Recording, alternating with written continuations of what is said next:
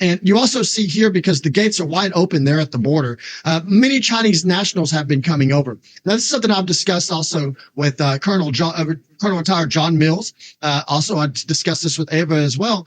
But there's an infiltration coming there at the border. You've seen these Chinese police stations, which is basically where they are kind of turning people in here in the U.S. that would be people like yourself.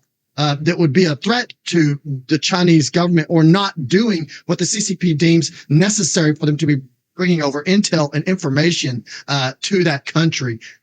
What do you see here is going on? Are we facing a real problem there at the border with this infiltration? Absolutely, distinct. And I think that this border is a vague concept. We could not only see the border issues because of the establishment of a Chinese police station in the lower Manhattan. There are also bigger issues. Think about the spy balloon, right? And think about how many doctors or scientists were saying that because they have confidence in the Chinese government, that they believe that people do not need to wear masks in the early outbreak of this pandemic.